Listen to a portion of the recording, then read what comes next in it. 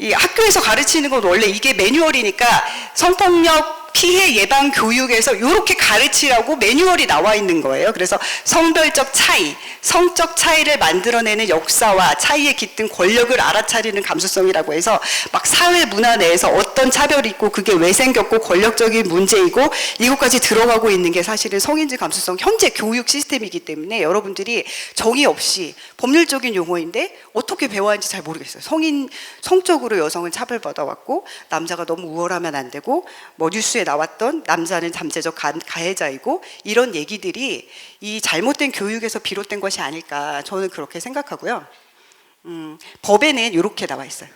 이게 양성평등기본법이라고 하는 법인데 여성과 남성에게 미치는 영향, 그러니까 어떤 법이나 제도나 어떤 문제가 남성과 여성에게 미치는 영향이에요. 예를 들면 이제 학생을 기준으로 말씀드리면 어른들도 마찬가지지만 여자는 칸에 들어가서 화장실을 가고 조금 더 갔다 나올 때 시간이 오래 걸리고 그렇기 때문에 어디 공공장소에 가면 여자 화장실을 좀 더 많이 설치해요. 가보면 그런 여자 화장실이 좀 더 넓거나 여자 화장실에 칸이 좀 더 많거나 이런 거 보신 적 있으세요? 옛날에는 이렇지 않았어요. 여자들이 사회생활을 많이 하지 않고 특히 공공장소 이런 데 가면은 여자 화장실은 남자 화장실이랑 똑같이 만들어 놓고 여자 화장실은 칸이 적고 여자들이 오히려 이용에 불편을 겪는, 그래서 이런 것을 바꾸어 가는 것이 사실은 성인지 감수성이에요. 학교에 가도 남자 화장실은 이제 오히려 칸에 들어가 있는 그 칸이 적고 밖에 있는 소변기가 많이 있잖아요. 그게 남자들이 빨리 나올 수 있는 비결이기도 하고 그래서 남자 화장실은 공간이 좀 더 좁아. 여자들은 심지어 화장도 하고 그 안에서 이제 옷차림도 고치고 이러고 나오기 때문에 여자 화장실이 넓어. 이런 게 성적으로 어떤 남성과 여성이 화장실이 공간이 미치는 영향을 알아가는 것, 이게 성인지 감수성이에요. 그래서 여자는 남자랑 조금 차이가 있어. 근데 어떤 차이가 있을까? 그 차이를 어떻게 하면 좀 더 불편을 없애줄 수 있을까? 이게 성인지 감수성이란 말이에요. 그래서 원래는 예전에는 남자들은 조금 더 옷 갈아입는 게 편하니까 화장실 가서 옷을 갈아입자, 여자들이 교실에서 갈아입고 이런 일이 있었는데 이거를 반발하는 학교가 있다고 하죠. 남학생들이 우리만 왜 밖에 나가서 갈아입어요? 그러면 여자애들이 화장실 가서 갈아입는 게 맞아요 라든지 아니면 둘 다 탈의실을 만들어 주세요 라든지 이런 문제가 생기는 게 사실은 남성과 여성이 어떠한 차이가 있을 수 있는데 그 차이를 무시한 채 이루어졌던 어떤 정책이나 제도나 법이나 질서들을 바꾸어 가는 게 사실은 성인지 감수성이에요. 그런데 이거를 왜곡해서 계속 다른 용어로 가르치고 있는 게 문제이지, 이제 저는 이미 들어와 있는 성인지 감수성이라는 용어 자체를 없애거나 여러분들이 성인지 감수성이라는 얘기를 자꾸 듣는데 이거 나쁜 말이야 라고만 생각하면 안 되고 진짜로 성인지 감수성을 인지하고, 인지는 뭔지 알죠? 성이 뭔지 알고 성과 성별상의 차이를 알고 그것을 잘 인지해서 잘 구별해낼 수 있는 감수성, 이걸 얼마나 잘 캐치해낼 수 있느냐, 잘 느낄 수 있느냐, 이게 성인지 감수성의 용어이기 때문에 혹시 이런 용어나 이런 얘기 관련해 가지고 분쟁이 되면 뭐 남자가 그럼 안 돼 라고 하면 성인지 감수성 제로, 그게 아니라 오히려 남자가 남자다움에 있어서 여자랑 감성적으로 차이가 있을 수 있는 것, 이것을 제대로 알고 있는 것. 남자는 좀 원래 그런 성향이 있어, 여자는 원래 좀 그런 성향이 있어 라는 것을 제대로 알고 있는 게 사실은 성인지 감수성입니다. 그게 오히려 남자와 여자가 전혀 똑같다고 말하는 게 성인지 감수성이 없는 거예요, 원래 정의를 기준으로 보면. 그런데 이제 아까 말씀드렸듯이 학교에서 이상하게 여기서 그 역사와 차이에 깃든 권력을 알아차리는 감수성, 그래서 무슨 가부장 제도에 의한 권력 구조로 인해서 남성은 항상 상위 구조에 있고 여성은 하위 구조에 있기 때문에 여자들은 차별받아왔고 그래서 여자들은 이런 인식을 없애기 위해서 노력해야 된다라고 가르치는 것이 이상하게 변질되어서 이게 쭉 가다 보면 여자도 남자랑 똑같아. 여자도 남자랑 똑같기 때문에 남자들이 하는 걸 다 해야 돼. 나는 싫고 어렵고 하기 싫은데, 예를 들면 이제 변호사님은 딸이 2명 있는데 한 딸은 엄청 여성합니다. 아주 어렸을 때부터 레이스만 찾아 입고 그랬는데 이 친구는 태권도를 좀 다녀라. 너 너무 여성스러운 성향이 있기 때문에 좀 힘차고 소리들 지르고 이런 운동을 했으면 좋겠어. 보냈는데 너무 싫다고 울어요.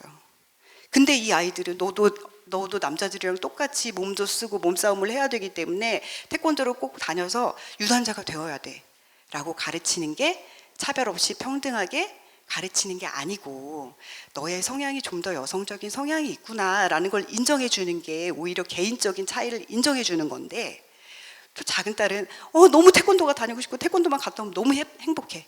근데 너는 여자이니까 그런 과격한 운동은 하지 마 라고 가르치는 거는 오히려 잘못된 거죠. 그런데 이거를 약간 권력적으로 보는 성향이 있어서 성인지 감수성이라는 용어가 이상하게 가고 있으니까 여러분들은 그런 것에 휩쓸리지 말고 성인지 감수성이란 실제 나와 어쩌면 여자애들과 남자애들이 이제 초등학교 3, 4학년 중학년 이후가 되면 좀 약간 이렇게 차이가 생기기 시작하잖아요. 그래서 여자애들은 약간 여자애들끼리 노는 친구들이 생기고 남자애들은 남자애들끼리 밖에서 노는 친구들이 생기잖아요. 그런 것이 어쩌면 자연스러울 수도 있다는 것이 사실 이 문제에 가깝기 때문에 나중에 혹은 학교에서 친구들과 뉴스에서 어떤 얘기가 나오더라도 이 문제에 대해서 대응할 수 있는 얘기를 해야 돼요. 왜냐하면 이게 어떻게 가냐면 여자들은 무조건 피해자고 남자들은 가해자인 것처럼 가르쳐주는 흐름으로 쉽게 이어집니다. 제가 이걸 보면 쭉 찾아보면 판례도 찾아보고 해보면 사실 이렇게 판례 이런 거 고등학생 편에 속하는 친구들이 좀 더 많으면 같이 얘기해 보려고 했는데 좀 그렇지 않은 친구들이 많아가지고 쉽게 말해주면, 그렇지 않으면은 이후에 아주 세부적인 분별에서 그냥 쑥 넘어가요. 우리 공부할 때 생각해 보세요. 그러면 공부할 때 차근차근 다 알아야 되는 개념들을 하나를 그냥 훌렁 넘어가. 그럼 나중에 시험에 나왔을 때 늘 그 문제가 틀려요. 그 개념 부분을 이해를 못해서. 그것과 마찬가지로 이런 작은 개념 하나를 그냥 넘어가면 지금 정치권이나 뉴스에서는 어디나 나오는 게 뭐냐면 이 개념을 제대로 이해 못하니까 남자는 어떻고 여자는 어떻고 이런 얘기 자체를 못하는 거. 그런 얘기를 하면 성인지 감수성이 없는 것처럼 여겨져서 계속 남자와 여자를 구별하는 차이에 대해서 인정하지 않는 흐름이 이어지고 있기 때문에 제일 먼저 이 말씀을 드렸어요. 저도 어렸을 때 배울 때 남자랑 여자랑 차이가 최대한 없도록 해야 되고 남자랑 여자랑 뭐가 달라? 이렇게 배웠어요. 근데 잘하다 보면 좀 차이가 생겨요. 예를 들면 여자들은 상대적으로 지도를 잘 못 본다든지 뭐 고등학생 친구들이 있는지 모르겠지만 우리 고등학교 때 정말 물리 너무 힘들었거든요. 근데 남자들은 상대적으로 쉬워. 왜냐면 공간 개념이 되게 좀 남자들이 상대적으로 좀 더 쉽기 때문에 그 차원을 뛰어넘는 게 다르단 말이에요. 근데 이런 개념을 모르고 무조건 똑같이 가르치는 건 오히려 문제가 있어서 선생님한테 여자애들의 특성에 맞게 가르쳐 달라고 요청하는 것이 좀 더 평등하고 좀 더 남성과 여성에게 합당한 건데도 그걸 못 해왔다는 게 문제점이지, 그것을 완전히 없애버리는 거. 그래서 제가 유치원 다니던 우리 딸 상담을 갔는데 그때 선생님이 뭐라 그랬냐면, 선생님 가정 내 성평등에 대해서 어머니 가정 내 성평등에 대해서 우리 아이는 교육이 잘 되어 있는데 한 가지 문제점이 있었어요. 뭐냐면 차가 고장 났을 때 고치는 사람은 누구일까요? 그랬더니 아빠 이렇게 말해가지고 다른 건 다 괜찮은데 이런 거는 아빠나 엄마든 누구든 잘하는 사람이 해야 된다라고 가르쳐 주셔야 돼요. 아니 우리 집은 아빠가 기계를 전공한 사람이고 우리 집엔 늘 그런 일이 있었기 때문에 누가 하든지 상관없는데 아빠가 잘하기 때문에 아빠가 한다고 답변하는 것을 그러면 엄마도 할 수 있어라고 가르치는 게 성평등인지, 이런 것에 대한 의문을 제기해 보셔야 돼요. 내가 잘하면 내가 하는 거야. 근데 남자와 여자에 있어서 기본적인 차이가 있을 수 있고, 여기 말했지만 성에 대해서도 성도 마찬가지예요. 지금 이제 학년이 워낙 다양해가지고 성에 대해서 여러 가지 문제점이 있을 수 있는데 남자와 여성이 여자애들이 고민이 다르죠. 고민이 다른데 그걸 다 같이 다 한 자리에 모아놓고 얘기해보자. 지금 성교육의 문제점이 사실은 남자와 여자가 한 교실에서 남자와 여자가 똑같은 수업을 들어야 된다고 하는데, 사실은 고민의 지점이 되게 구체적으로 다를 수 있기 때문에 남자애들은 남자애들끼리 모여서 고민이나 이걸 해결하는 방법을 교육받고 여자애들은 여자애들끼리 교육받는 게 더 효율적일 수도 있는데 이것을 이상하게 뭉개버리는 게 사실 이 용어가 되어버리고 있어서 오히려 가지는 고민과 생각이 다를 수 있음을 인정하고 그 부분을 존중하는 방향으로 가는 것이 맞다. 그래서 학교 내에서도 이런 얘기가 나오거나 혹은 스스로도 이건 좀 차별적인 거 아닐까? 라는 생각이 들 때 사실은 그건 차별이 아니라 차이를 인정하는 것이기 때문에 그쪽으로 나의 생각과 또 하나님이 내신 질서도 사실은 남자와 여자를 구별하게 지으셨다는 게 사실 그거거든요. 아주 뭐 이렇게 남자는 이쪽에서 전혀 다른 특성을 가지고 여자는 완전히 다른 특성을 가진 건 아니지만 기본적으로 따로 만드신 이유가 있기 때문에 그 차이를 구별해내는 게 성인지 감수성이고 성평등의 전제이기 때문에 그 말씀을 먼저 드릴게요. 네, 성적 자기결정권에 대해서 좀 말씀드리겠습니다. 성적 자기결정권이라는 용어를 들어보신 분 있을까요? 성적 자기결정권이라는 얘기는 사실 뭐 뉴스에도 많이 나오고 여기저기 많이 나오는데 이게 학교에서 가르쳐 지기에는 좀 복잡한 용어이기도 한데 이거 실질적으로는 굉장히 중요한 거라서 이번에는 교육과정 개정안 이제 학생들이 학교에서 배워야 할 교육 과정을 정리하는 개정 작업이 있었는데 그때도 이 용어가 엄청나게 논란이 되었어요. 이게 어디에 있냐, 어디서 문제가 되냐면 성적으로 자기 자신을 결정할 권리가 있다는 거죠.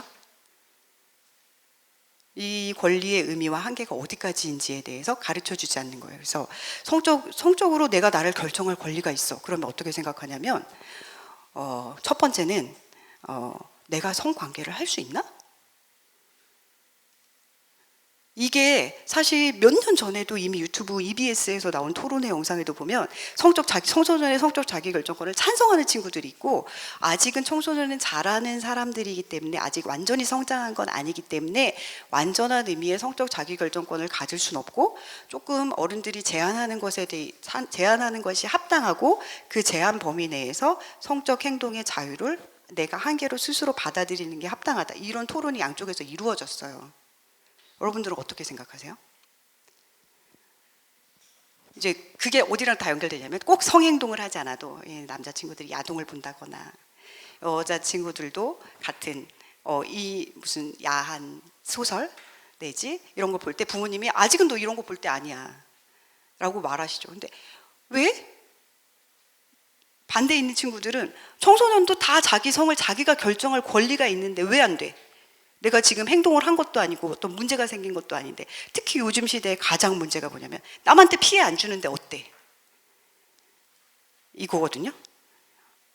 완전히 극명하게 대립되는 거예요. 실제로 성적 자기결정권에 대한 서울시 뭐 의회나 이런 데 나와서 청소년들이 나와서 청소년 인권 활동가들이 나와서 주장하는 게 청소년에게 권리를 제한해서 인정하는 것은 부당하다. 우리도 성인과 똑같은 성적인 권리가 있고 내가 나의 행동을 어디까지 할 것인지 말 것인지를 결정할 권리가 있는데 왜 어른들이 나를 제한하냐. 이게 그 친구들 주장이거든요. 근데 여러분들은 어떻게 생각하세요? 지금은 교회에서 교육 잘 받고 부모님 말씀에 순종하면 부모님이 하지 말라고 하셨으니까 그렇게 해야지 라고 생각할 수 있어요. 근데 이게 그러면 어디까지지? 라는 생각을 할 수 있다니까요. 얼마 전에 어떤 연예인이 나와서 30살 넘어서 결혼을 했는데 결혼하기 전까지는 엄마가 이제 성적 순결을 결혼 전에 혼전 순결을 지키라고 하셔서 막 지키다가 결혼하고 나니까 빨리 아기 가지라 그래서 자기 너무 혼란스러웠다라고 하거든요. 이 개념에 대한 나는 어디까지가 나의 권리이고 어디서부터는 아직까지는 내가 지킬 수 없는 권리인지에 대한 개념이 있어야 돼요. 하나님이 알덴 동산을 다 주셨지만 저기 있네 선악과는 따먹지 말라라고 하셨는데 내가 어디까지는 가면 되는 공간이고 어디까지는 아직까지는 안 되고 이만큼까지는 좀 더 허용되는 것인지 알고 그리고 똑같은 얘기가 나왔을 때 내가 나를 지키는 도구로 사용될 수 있는 것이 이 용어라고 생각해요. 사실 성적 자기결정권은 세 가지 의미로 지금 구별되는데 첫 번째는 적극적인 성적 결정권이라고 합니다. 적극적인 성적 결정권은 아까 말했듯이 성적인 행동을 내가 마음대로 할 권리. 청소년이라도 이걸 주장하면서 지금 현재 성관계를 하고 있는 친구들이 있어요. 여러분들 학교에도 혹시 있나요? 저는 이제 변호사니까 실제로 사건을 만나보면 와 청소년들이 너무 자유롭게 성관계를 하는 걸 봐요. 카카오톡을 통해서 여자 친구들이 아직 미성년자인데 자기의 성을 팔기도 하고 남자친구들과 성관계를 맺는 것도 매우 자연스럽게 하는 성향이 있습니다. 이게 적극적인 성적 결정. 내 몸이니까 내 맘대로 하겠어. 그리고 나한테 있는 건데 왜 부모가 나를 터치해? 나한테 자유가 있잖아. 라고 하는데 꼭 알아두셔야 할 점은 자유가 있으면 무조건 책임이 따른다는 거. 이건 사회 시간에 배우죠. 자유에는 책임이 따릅니다. 이 자유, 적극적인 의미의 성적 자기결정권은 성적 가치관에 따른 성생활을 자유롭게 할 권리, 이건 자유권이거든요. 자유에 따른 책임도 본인이 져야 돼요. 그게 전제로 되어 있고 법적으로도 똑같이 나와 있어요. 근데 청소년이 가지는 성적 자기결정권은 이 의미가 아니에요. 꼭 얘기해주고 싶은 게 요건데, 소극적이거나 보호적 의미의 성적 자기결정권의 정의는 원치 않는 성적 관계를 거부할 권리예요.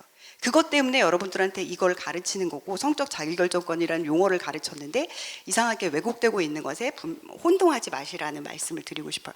성적 자기결정권, 아까 자유롭게 성생활을 할 권리는 성인들한테만 무제한하게 주어지고, 그렇지만 그것에 대해서 금전적이거나 가정적이거나 혹은 생길 수 있는 여러 가지, 아이가 생기거나 내 가정이 파탄나거나 이런 문제점을 해결할 수 있을 것 같은 어른들한테만 그나마 인정되는 권리고, 이것도 우리나라 법으로는 다 인정된 지 얼마 안 됐습니다. 오히려 청소년들한테 인정되는 성적인 권리라는 것은 이건데, 이제 어떤 남자분이 나를 만지려고 할 때, 아니면 내가 원하지 않는데 성적인 얘기를 할 때, 이런 것을 거부할 때 그 거부할 수 있는 권리가 여러분들한테 있다. 이게 나는 그걸 듣고 싶지 않아요 라고 말할 수 있는 권리가 성적 자기결정권의 또 한 모습이거든요. 그래서 나는 그걸 하고 싶지 않다 라고 남자친구가 예를 들어서 스킨십을 원하거나 여자친구가 원할 수도 있고, 그럴 경우에 나는 내가 나를 결정할 권리가 있기 때문에 남자친구나 다른 어른이나 누군가한테 휩쓸릴 이유가 없다라고 말할 수 있는 게 이 권리입니다. 이 권리의 차원에서 성인들이 청소년들을 침해했을 때, 성적으로 침해했을 때 보호받는 거거든요. 근데 이상하게 자유권인 것처럼 헷갈리고 있는 친구들이 있고, 그렇게 가르쳐주고 있어서 사실 그게 너무나 우려가 됩니다. 여기 나와 있지만 13세 미만의 아동이 외부로부터 부적절한 성적 자극이나 물리력의 행사가 없는 상태에서 심리적 장애 없이 성적 정체성 및 가치관을 형성할 권익을 보호법익으로 한다 라고 해서, 이 미성년자에 대한 성을 보호하는 이유는 아직은 성이 완전히 성적 정체성이 성립되지 않았기 때문에 이것을 보호해 주기 위해서 이런 권리를 주고 있고, 미성년자 의제 강제추행이라는 거는 미성년자 사람이, 예를 들어 한 학생이 성적인 어떤 선생님한테 만져도 좋다고 허락했다고 하더라도 그 선생님은 처벌을 받게 돼요. 이 미성년자가 허락했더라도 처벌받는 규정이 있거든요. 그렇다 하더라도 처벌을 할 수밖에 없는 게 미성년자는 보호받아야 한다는 이유예요. 그래서 여러분들한테 이걸 가르쳐주는 이유가, 치매가 있었을 때 나는 이 치매를 거부할 권리가 있고, 이 내 권리를 침해한 것에 대해서 신고하거나 거부하거나 큰 소리로 반항해도 어떠한 침해도 받지 않아 라는 것을 가르쳐주기 위한 거거든요. 이상하게 오히려 어른들이, 요새 그런 사건 진짜 많아요. 판례나 뉴스에도 가끔 나오는데, 굉장히 자극적이지만 학원 차량 선생님이 이 친구를 성적으로 접촉해도 어쩔 수 없어서 그냥 받아들였다든지, 그 판례 중에는 집이 어려운데 엄마 아빠가 학원을 어렵게 보내주는데 내가 이 학원 아니면 다닐 데가 없을 것 같아서 계속 선생님이 자기를 만지거나 함부로 하는 것에 대해서 받아들였다. 그래서 이 언니들은 성인이 돼서 내가 옛날에 그런 일이 있었다라고 하고 이거를 밝힘으로써 그 내가 받았던 침해에 대해서 성인이 돼서 풀어가는 경우가 있거든요. 근데 그게 아니라 아주 어릴 때부터, 기미가 있을 때부터 나는 그걸 원하지 않고 좀 이상한 것 같다라고 말할 때 내 권리를 행사해서 나를 지키는 도구로 사용하는 게 성적 자기결정권이고, 나는 아직 그러고 싶지 않다는 말을 할 수 있다는 의미를 말씀드립니다. 성적 자기결정권이 없다고 해요. 이 판례에서 재판부는, 판사들이 청소년은 성적 자기결정권이 없는데도 범죄를 저지르고 청소년이 동의했다는 이유로 자기를 변명할 때 청소년들을 지켜주기 위해서 청소년의 성적 자기결정권은 소극적인 의미로 인정되어야 되고, 그래서 청소년을 침해한 행위는 나쁜 행위다, 그리고 처벌받아야 된다, 이렇게 판시하고 있거든요. 아까 다시 이제 돌아가서 말씀드리면, 학교에서도 이제 저희가 계속 우려하는 게 가정시간, 생물 시간에도 가르치고, 어떨 때는 보건 선생님이 가르치고 외부 강사가 와서 가르치기도 하는데 성적 자기결정권이 있어. 너희도 성을 즐겨봐. 성은 좋은 거야. 라고 가르칠 때에 그때의 의미는 사실은 그게 아니라 이 조기 임신이나 에이즈나 성적 학대나 성폭력으로부터의 보호를 의미합니다. 이 성이라는 것이 지금은 아무 개념이 없지만 누가 한번 만지고 누가 한번 나를 괴롭히기 시작하면 이걸 어찌해야 돼? 누구한테 말할지 몰라서 계속 딸려 들어가는 경향이 있어요. 이제 너무 어머니 계셔서 자극적일 수도 있는데 너무 순진한 친구들한테 오히려 이런 얘기를 해주는 게 무서울 수 있는데 실제 제가 맡았던 사건 중에 하나는 카카오톡의 초등학생 친구였어요. 카카오톡에 동네 언니라고 하고 대화 신청이 왔어요. 오픈 채팅방 같은 게 있죠. 오픈 채팅방에 얘기를 하고 싶어서 카카오톡 가지면 이제 초등학생 친구들이 그런 생각을 많이 하나 봐요. 내 프로필 올려놓고 다른 사람이 말 걸어주면 카카오톡 친구가 많아지길 바라는 이런 친구가 카카오톡 오픈 채팅방을 통해서 초등학생인 것을 알고 사진 올려놓잖아요. 프사에. 그러면 그 오픈 채팅방에 동네 언니라고 하고 동네 다른 초등학교 언니라고 하고 접근해서 초등학생인데 고민이 많지 뭐 이렇게 해서 접근해서 대화를 하다가 신체 사진을 요구합니다. 신체 사진을 요구하고 그때는 뭘 생각 없이 나는 이래 이렇게 하고 대화를 계속 하는데 우리 만날까? 만나러 갔더니 이제 남자였고 어떻게 내가 만나자고 했던 사람이니까 주변에 도와줄 사람도 없고 길에서 만났는데 어떻게 해야 될지 몰라서 잠깐 얘기하자 그러는데 쫓아가서 성적인 행동을 당합니다. 성적인 침해를 당했는데 내가 카카오톡을 했잖아. 내가 그 사람을 뭔지 모르고 엄마가 별로 안 좋아하는데 핸드폰으로 카카오톡을 하다가 그 아저씨를 심지어 만나가지고 이런 일을 당했는데 엄마한테 어디서부터 어떻게 말해야 될지 몰라서 고민하는 친구들이 있습니다. 이럴 때 사용하는 게 요 권리거든요. 이 성적 자기결정권. 이게 내가 동의를 했든 동의하지 않았던 어느 순간에 쑥 넘어가 버리는 게 이 성적인 지금은 음란 내용이 막 걸어다니고 있는 시대이기 때문에 나를 보호하기 위해서 어디까지가 내가 가질 수 있는 권리인지 알아야 청소년이 직면하게 될 위험이나 보호되지 않는 성적 행동의 부정적인 결과를 인식하고 대응할 수 있다는 점을 말씀드립니다. 이게 굉장히 위험할 수도 있는데 심지어 요새 뉴스 중에는 그런 것도 있어요.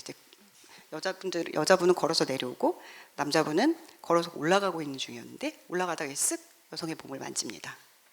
이게 내가 원하든 원치 않든 그냥 쑥 넘어가 버릴 수 있는 시대에 왔어요. 그럼 어떻게 해야 돼?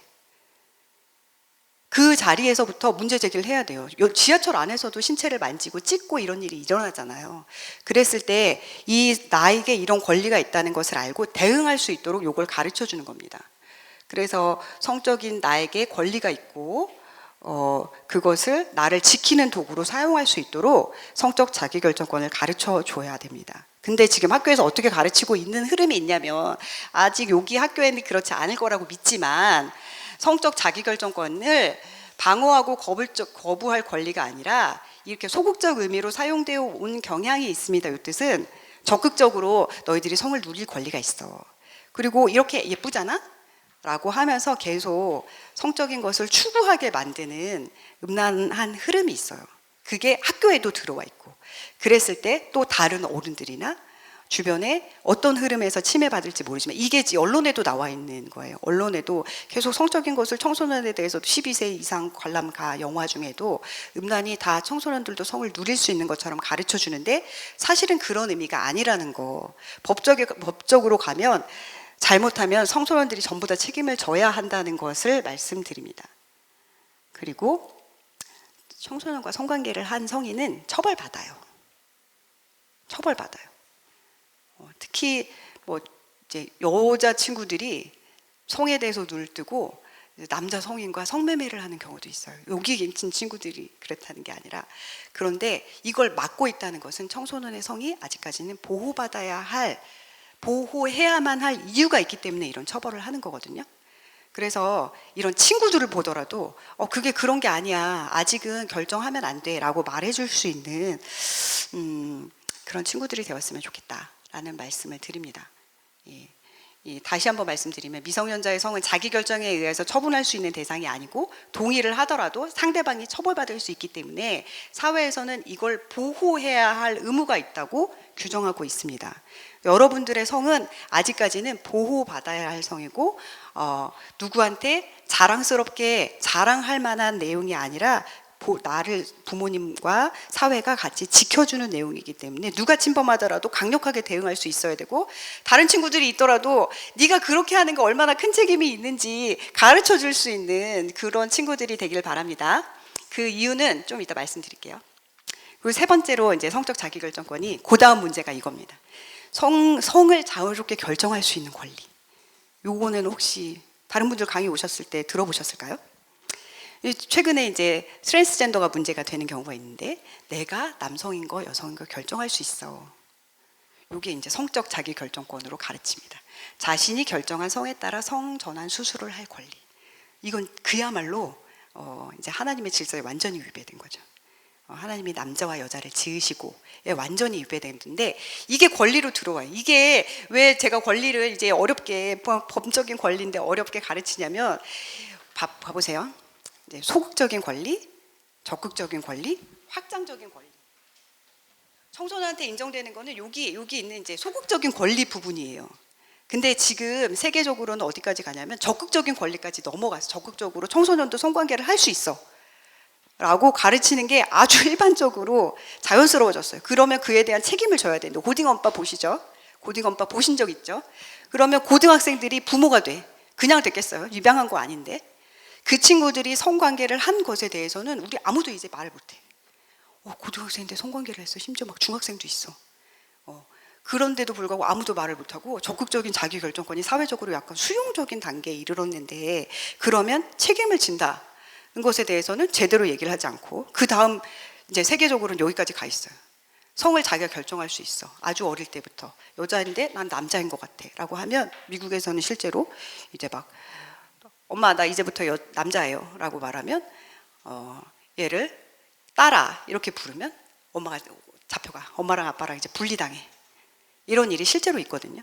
이게 권리의 의미로 계속 넘어가고, 사람에게 주어진 권리가 어디까지인지에 대한 권리의 얘기로 넘어가고 있는데, 우리가 우리의 권리가 어디까지인지, 하나님의 허락하신 권리, 그리고 내가 가진 권리, 법적으로 어디까지 정해져 있는지 알 때 확장적인 의미로까지 가는 것을 막을 수 있다는 거예요. 다시 말씀드려요. 성적 자기결정권이 여기 소극적인 의미까지가 청소년들에게 허락되는 범위고, 적극적으로 성을 누릴 수 있는 권리는 아직은 제한되어 있다. 이 부분은 없다. 그 다음에 이제 확장적 의미의 성적 자기결정권이 남성과 여성을 결정할 수 있고, 내가 성전환 수술도 할 수 있고, 언제 임신할지 결정할 수 있고, 성별도 결정할 수 있도록 하는 젠더 정체성에 대한 권리까지 이 성적 자기결정권으로 계속 물고 들어오려고 청소년에게 적극적인 권리도 있어, 성적인 자유가 있어, 이렇게 점점 얘기를 하는 거예요. 그래서 어디서 막아야 되냐면 여기서. 나는 아직 내 성을 보호받아야 될 권리가 있다고 생각하고, 나는 아직 완성 단계에 있는, 완성해가는 사람이기 때문에 여기까지만 내가 누리겠어 라는 결단이 필요해요. 이게 자유라는 게, 냉장고를 마음대로 열기 시작하면 냉장고 안에 있는 어른들의 음식까지도 먹어보고 싶어지도록 하는 사단의 꼬임일 수도 있어요. 그래서 이 어려운 법적 개념을 다시 한번 말씀드렸습니다. 네, 제가 미혼모 베이비 박스에 아기들을 이제 데려다 놓은 엄마들 변론을 하고 그러는데, 거기 도와주시는 분들 중에는 이런 얘기 하는 분들이 있더라고요.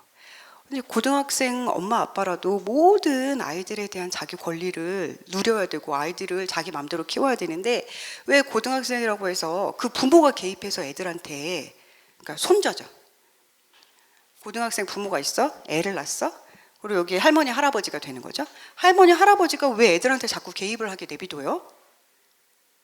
그래서 막 문제를 삼더라고요. 그게 법에 정해져 있기 때문이에요. 근데 이런 것들을 다 흐트려고 하고 있고, 결국은 가족을 다 뿔뿔이 다 개별화시키려고 하고 있다는 점을 좀 말씀드리고, 이걸 알아야, 임신과 미성년 부모의 문제점을 알아야 성적 자기결정권을 마음대로 이렇게 행사하지 않고 성적인 행동을 했을 때 책임이 얼마나 큰지를 알아야 그런 행동을 하지 않도록 할 수 있는데, 이런 얘기는 아무도 안 하대요. 그래서 좀 다시 어렵지만 말씀드립니다. 결혼은 이렇게 돼 있어요. 18세가 돼야만 할 수 있어요. 네. 미성년자가 18세가 안 된 경우에는 혼인신고를 못 해. 그래서 바빠서 못 받겠지만 그 고딩 엄빠 중에도 그런 게 있어요. 아주 어렸을 때 아기 나가지고 심지어 혼인신고를 못 하는 경우가 있어요. 그리고 미성년자가 혼인할 경우에는 부모의 동의를 받아야 돼요.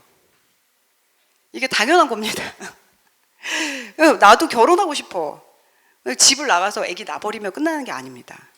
결혼을 했을 때는 그에 따른 법적인 책임이 있고 해야 할 의무가 있기 때문에 그런 거고요. 부부간에 의무가 있어요. 부부는 같이 살고 서로 부양해야 돼요. 그러니까 벌어가지고 내가 번 거 같이 나눠서 써야 돼.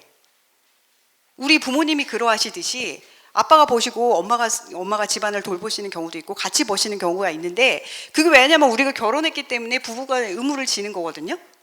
그리고 이제 아빠가 내야 할 카드값, 아빠가 내야 할 무슨 세금 이런 걸 엄마가 대신 내시기도 하는 것처럼 부부간에는 이거를 서로 대신해 줘야 할 권리가 있고 의무가 있는 거예요. 우리가 단순히 우리 서로 좋아, 결혼하고 싶어, 결혼해서 애기가 생겼어, 결혼했어, 그렇다고 해서 결혼해버렸어, 아니면 같이 살아버렸어, 그랬을 때 이 권리가 없어지느냐, 미성년자니까. 아니에요. 이건 민사상이기 때문에 당연히 책임이 그대로 따라갑니다.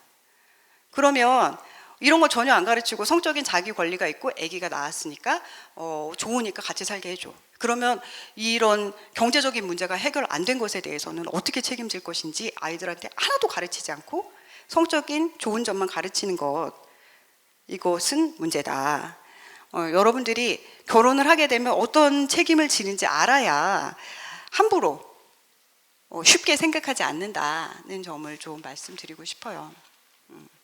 이제 미성년자가 자녀를 양육할 때의 문제입니다. 실제로 이제 아기가 생겨. 성적인 행동을 했을 때 아기가 생기는데 부모가 미성년자인 자의 친권자가 되기 때문에 공동으로 이걸 행사해야 되고, 그리고 친권을 행사함에 있어서는 자의 복리를 우선적으로 고려해야 됩니다. 이게 뭐냐면 아기가 생겨서 아기를 낳았어. 부모가 됐어. 그러면 나 우선이 아니라 자녀를 우선으로 먼저 행동을 해야 된다는 거예요. 이런 행동을 할 수 있는 사람만 아기를 가질 수 있다는 점이 교육되어야 되는데 그게 못 되고 있어서 여기 와서 지금 말씀드리는 거예요. 이 성적인 행동을 했을 때의 결과는 뭐냐면 아기가 생기는 거예요. 아기가 생겼을 때 여러분들이 이런 법적 책임까지 져야 되고, 그리고 친권을 행사하는 부 또는 모는 미성년자인 자의 법정 대리인이 되는 게 뭐냐면, 아까 말씀드렸듯이 이제 청소년 부모가 있어요. 실제로 있었던 일을 말해요. 중학교 때 아주 막 노는 친구들이 아니었어. 노는 친구들이 아니었는데 이 친구들이 부모님 안 계실 때 집에 갔다가 동영상 요새는 유튜브 그런 것도 많으니까 이런 거 영상을 보다가 성적인 장면을 보고 남자친구가 우리도 한번 해볼까? 이렇게 됐어요. 근데 아기가 생겼어. 이 아기는 이 부모의 자식이지만 여기 뒤에 있는 이 친구의 부모님이 이 아기를 책임질 의무가 있습니다. 여기 법정 대리인이 된다는 게 그 뜻이에요. 아니, 왜냐하면 미성년자이기 때문에 이 부모님의 보호를 받을 대상이라서 그 부모님이 이 아이에 대한 책임이 있어요. 이 아이를 챙겨야 되는 것도 이 부모님도 하나의 의무이기도 하고. 그래서 엄마 내 맘대로 할게, 내 자식이니까, 드라마 같은 데 보면 그런 게, 영화 같은 데도 내 아이니까 내가 알아서 책임질게, 그리고 집을 나가버려. 사실은 이 엄마 아빠가 마음이 괴로운 게 그냥 단순히 내 아이이기 때문이 아니라 법적으로는 이 바운더리를 다 정해놓고 있기 때문에 내 몸은 내가 마음대로 처분할 수 있거나, 내가 그냥 아기가 생기면 그것에 대해서 뭐 무슨 어떻게 하겠다는 게 내가 알아서 책임지면 되지라는 게 아니라 부모님과 다 연관이 있다는 점을 좀 알아두셔야 되고, 그래서 무슨 일이 생기지 않도록 조심하고, 생겼을 때도 부모님께 좀 말씀을 드리면서 이 행동을 조심해야 되는데, 실제로 있었던 이 사건에서 이 친구는 제주도에서 있었던 일인데, 요 친구가 요 아이를 데리고 이제 베이비박스로 오게 됩니다. 베이비박스에 아기를 아끼고, 근데 실제로 이런 일이 일어나면 남자친구들 대부분 손 떼고 도망가요. 무섭지. 아빠가 되는 것도 무섭고. 그러면 엄마가 된 미성년자 청소년 고등학생이었던 엄마는 무서우니까 부모님께 말씀 못 드리고 베이비박스로 가는 거예요. 베이비박스에 그렇게 많은 엄마들이 미성년자일 때 아이를 낳고 아이를 놓고 가고 괴로움 속에 살게 되는 게 이런 이유 때문입니다. 성년은 19세가 되는데 그 전에 성관계를 누리게 하는 것이 문제다라는 말씀을 드립니다. 여러분들이 지금 법률행위를 하면 뭘 사면 예를 들어 가서 엄청 비싼, 지금은 카드가 없지만 핸드폰을 계약서를 썼어. 그럼 이거 어떻게 될까요? 나는 할부금 낼 자신이 없는데 10몇만 원씩 내야 되는데 내 용돈으로 감당이 안 되는데 언제 어떤 가게를 지나가다가 핸드폰을 계약서를 써버렸어. 그럼 어떻게 해야 돼요? 어떻게 해야 될 것 같아요? 1번 엄마한테 욕먹고 엄마가 돈 내준다. 2번 법률적인 얘기를 드리면 엄마가 쫓아가서 이걸 취소할 수 있어요.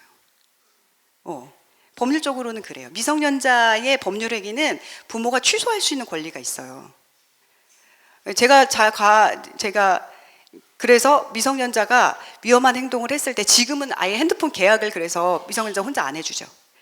부모가 같이 가서 서명을 해야지만 계약을 할 수가 있어요. 그거 안 해주는 데는 오히려 불법인데, 이렇게 법률행위를 할 때, 어떤 행위를 할 때 부모가 아직까지는 내가 잘못한 것에 대해서 커버를 해줄 수 있는 게 사실은 나의 권리이기도 하고 나에 대한 보호거든요. 근데 자꾸만 엄마가 나한테 돈을 다 주고 내가 알아서 하도록 했으면 좋겠어.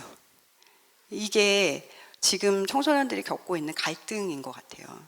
근데 이건 마치 하나님의 원리랑 저는 똑같은 것 같은데, 하나님의 보호 아래 있을 때 어떤 질서가 갑갑한 것 같지만 가장 안전하다라는 것처럼 자꾸 저기에 보여서 에덴 동산에 있을 때 가장 안전하게 하나님이 우리를 지키시고 규칙을 지키는 범위 내에서 보호하시는 것처럼 하나님이 우리한테 부모님을 주시고 부모님한테 어떠한 의무를 주시고 부모님이 보호할 수 있도록 하신 게 청소년들을 가장 안전하게 성인이 되도록 보호하는 길이 아닐까, 그 생각을 해봅니다. 그래서 아까 성적인 자기결정권이 너무 적극적인 형태로 가서 위험해져서 지금 사실은 청소년들한테 이런 교육을 시키자고 말씀하신 이유도 청소년들이 자기의 성을 어떻게 지킬 수 있을지 좀 걱정도 되고, 위험에 처했을 때 어떻게 대응하면 좋을지에 대한 대응책을 법적으로 알려주면 좋겠다는 생각으로 교육을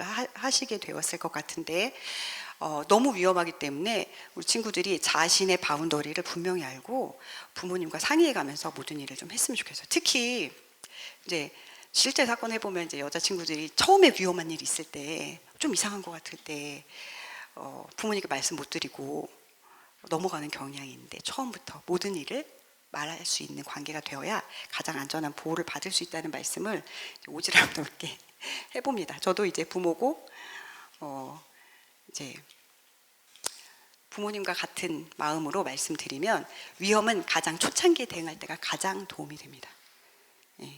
그래서 혹시라도 나한테 안 좋은 일이 생겼거나, 이건 학교 폭력이 뭐 이런 문제 다 마찬가지예요.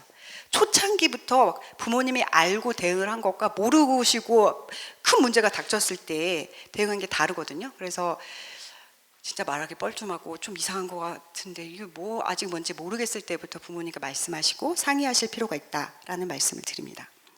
그리고 성인권에 대해서 좀 말씀드리려고 하는데요. 어렵죠. 요 뒤에는 더 어려워요. 그래서 잠깐만 한 5분만 쉬었다가 하려고 하는데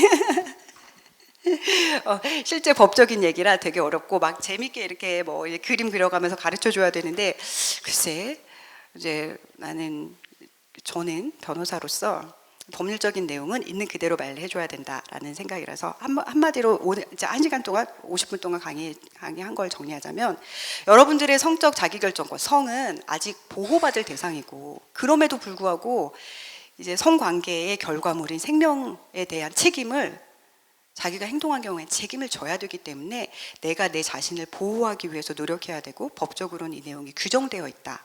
그러니까 사실은 한마디로 정의하면 오늘 아까 말씀드리려고 한 거예요. 그래서 내가 나를 보호하고, 혹시 다른 친구들도 저 위험에 처한 거, 저 물가에 있는 애들을, 친구들이 저기 물가 위험한데 가, 그러면 내가 얘기해보고, 그리고 안 될 것 같으면 부모님한테 얘기하고 선생님한테 얘기해서라도 같이 지켜주고 보호받는 그런 친구들이 되었으면 좋겠다라는 말씀을 드리고, 차별금지법 강의를 많이 들었는데 평등이 뭘까요? 평등의 정의. 제가 뇌가 좀 작아가지고 기억들을 다 까먹었어요. 평등 뭐라고 배웠어요? 제가 평등을 배울 때만 해도 같은 것은 같게 다른 것은 다르게 이게 평등이라고 배웠어요. 근데 이제 평등법 반대 뭐 이런 거 하는 이유가 저도 이제 주변의 친구들한테 평등은 좋은 거 아니야? 니네 기독교에서 평등법 반대를 차별금지법 반대를 이렇게 하면은 차별 당연히 금지해야지 라고 하는데 제가 배울 때 우리가 교과서에서 배우는 평등을 기준으로 얘기를 해서 그래요. 같은 것은 같게 다른 것은 다르게 라고 하면 평등이 좋은 거죠. 근데 지금의 평등은 그 평등이 아니에요. 이 같은 것은 같게 다른 것은 다르게가 상대적인 평등이거든요. 그러니까 차이를 인정하는 평등. 근데 지금의 평등은 실질적 평등이라고 해가지고 어느 정도는 다른 것을 같게 만들어줘야 된다라는 평등의 개념에 전환이 이루어지고 있어요. 이게 가치관에서 오는 건데 들어보면 어쩌면 맞는 것도 같아서 그걸 약간 수용해 주다 보니까 지금 말하는 평등법에서의 평등은 실질적 평등이라고 하고 그 실질적 평등의 목적지는 어디냐면 절대적인 평등이에요. 이거를 제가 어린 우리 아이들, 여기 있는 친구들보다 더 어린 우리 딸들한테 뭐라고 가르치냐면, 자, 우리 큰애는 고기만 좋아해. 작은애는 생선만 좋아해. 그럼 엄마는 아이들의 컨디션에 따라서 우리 집의 가정 형편에 따라서 고기와 생선을 골고루 줍니다. 근데 작은 애는 생선을 좋아하는데 얘는 생선이 고기보다 더 싸니까 항상 싼 걸 먹어. 뭔가 내가 좋아하는 건 싸니까 나는 고기도 많이 못 먹고 언니는 생선 뭐 어차피 비싼 것만 많이 좋아하니까 내가 뭔가 우리 집에서 뭔가 나한테 더 좋은 내가 더 싼 생선을 먹으니까 그러면 뭔가 다른 걸 줘야 되는 게 아닐까? 왜 난 항상 나한테 들어가는 식비는 뭔가 싸고 좀 부당한 것 같은데? 그런 것 같기도 해. 그럼 얘한테 뭔가 더 좋은 영양제를 사줘. 너는 항상 좀 뭔가 너한테는 비용이 조금 들어가니까. 그럼 얘가 억울해. 엄마, 나도 뭔가 고기만 먹으면 칼슘이나 미네랄이 부족한데 나한테도 뭘 줘야 되는 게 아니에요? 이게 실질적 평등의 문제점입니다. 이 실질적 평등, 상대적 평등이라고 됐던 이유는 고기를 좋아하는 애와 생선을 좋아하는 애가 있으면 적절하게 분배를 해줘야 되는데 그렇지 않고 나는 뭔가 부당해요 엄마. 그러면은 생각해보면 언제나 부당한 면이 있을 수 있어. 모든 상황에는 동전의 앞면과 뒷면이 있듯이 장점과 단점이 있거든요. 나의 성격의 장점과 단점, 우리 교회의 장점과 단점, 우리 집의 장점과 단점, 엄마 아빠의 장점과 단점, 사회 제도도 마찬가지인데 이게 완벽할 수는 없는데 그러면 나는 고기를 양껏 먹고 생선을 양껏 먹게 해주십시오. 그럼 우리 집 재정은 어떻게 하니? 그건 엄마가 알아서 하십시오. 이게 지금 평등법의 문제입니다. 이거예요. 엄마가 알아서 벌어오시든지 밖에 나가서 빌어 오시든지 우리 집 망하면 어떡하니? 그거는 엄마가 알아서 하십시오. 이게 지금 만들어진 평등법에 회사에서 완전한 평등, 남자와 여자가 평등하고 상사와 직장 후배가 평등하게 되면 내가 억울하다고 생각하는 것에 대해서 맞춰주고 이걸 다 맞춰주다 보면 우리 회사는 돈을 버는 게 아니라 돈을 쓰기 위해서 있어. 이게 평등법이 우리나라는 복지 예산만 써. 실제적으로 사회를 굴리기 위한 경제 이런 예산은 안 써. 난 뭐 상관없어. 뭐 어차피 나는 내가 사는 동안만 우리나라 안 망하면 돼. 이게 지금 평등법이 가진 문제점입니다. 복지 예산이 끝없이 들어가고 그 상대적인 빈곤층 계속 나오거든요. 이게 상대적인 빈곤감 때문인데 이거를 계속 나오는데 이걸 맞춰달라는 게 사실 평등이고 이게 실질적 평등의 문제점이에요. 왜 너는 고기를 좋아하고 생선을 오늘은 고기를 먹는 날이니까 고기를 조금만 먹으렴. 같은 것은 같게 다른 것은 다르게. 네가 고기를 좋아하는 건 알아. 근데 생선도 좋은 단백질 성분이 많이 있으니까 좀 입에 안 맞더라도 먹도록 해. 이게 같은 것은 같게 다른 것은 다르게거든요. 근데 모든 것이 최대한 얘도 요만큼 클 때까지 같이 맞춰달라는 게 얘는 어차피 얘는 작게 태어났으니까 여기까지밖에 클 수가 없어. 그럼 여기 밑에 이렇게 받침대를 받쳐줘. 그게 실질적 평등이고 이게 추구하는 것은 절대적인 평등. 똑같이. 가도록 해달라는 게 절대적 평등이에요. 그래서 우리가 반대하는 거지 무슨 평등을 반대하는 게 아니다. 그래서 그 실질적 평등이라는 게 상대적 평등을 하다 보니까 계속해서 발생할 수밖에 없는 평등의 문제점을 국가나 사회가 나서서 채워달라는 게 실질적 평등의 문제인데 그거를 우리가 반대하는 거라는 것을 여러분들의 이해도에 맞게 뭐라 그러지? 나의 상황에 맞게 저는 사실 주변의 친구들한테 설명해 줄 수 있어야 된다고 생각해요. 왜냐하면 지금 평등에 대한 인식이 되게 많이 들어서 우리 애들도 이런 일이 있었다. 이제 세뱃돈을 받는데 큰 애는 이제 초등학생이니까 저 작은 애는 유치원생인데 어른들이 어떤 분이 큰 애는 세뱃돈을 10,000원 주고 작은 애는 5,000원을 줬어요. 그랬더니 우리 작은 애가 울더라고요.